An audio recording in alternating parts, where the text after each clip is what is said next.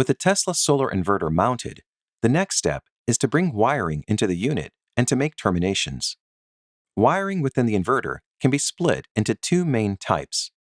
DC wiring, which connects the inverter to the solar array with positive, negative, and grounding conductors, is terminated here.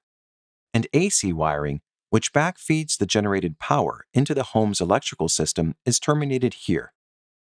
DC and AC wiring must be run in separate conduit, one to the solar array and one to the point of interconnection to the existing electrical system.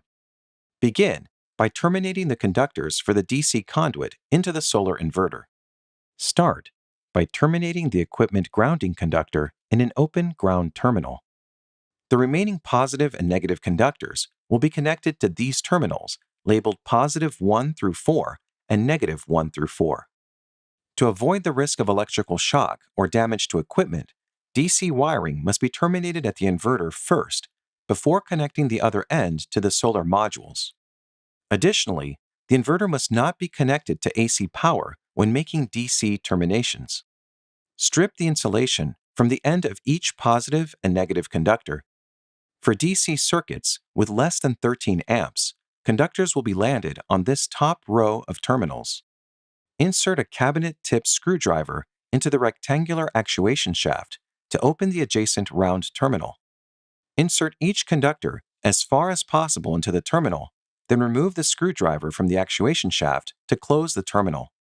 Whenever the DC input current exceeds an MPPT rating of 13 amps, jumpers can be used to combine two sets of terminals, allowing the total DC input current of up to 26 amps. Jumpers are included in the solar inverter accessory bag and can also be field-made with appropriately sized wire. Follow the same steps to terminate one jumper between positive 1 and positive 2 on this top row of terminals. Then install another jumper to connect negative 1 and negative 2. Finally, terminate the positive and negative DC conductors on this lower row of terminals, labeled positive 2 and negative 2, to complete the high amperage circuit. The same steps can be followed to install jumpers and high amperage DC circuits on terminals 3 and 4.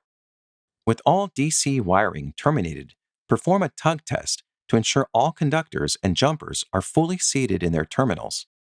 Moving on to AC wiring, Tesla Solar Inverter includes 2 line conductors, 1 neutral conductor, and an equipment grounding conductor. Terminate the 2 line conductors on an appropriately sized breaker within the home's electrical system. Terminate neutral and ground on the respective bars.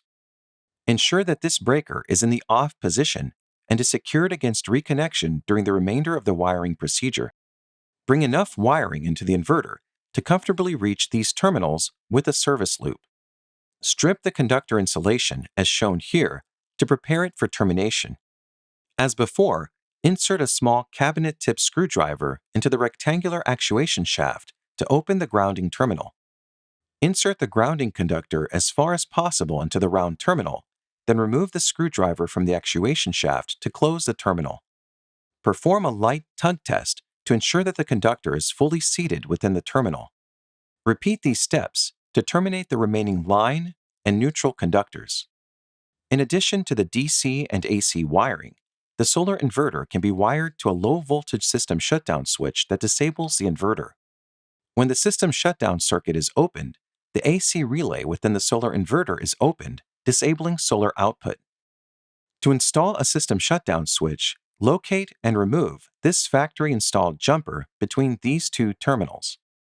Install wiring to connect these 2 terminals to the contacts of a normally closed switch rated for at least 12 volts and 1 amp.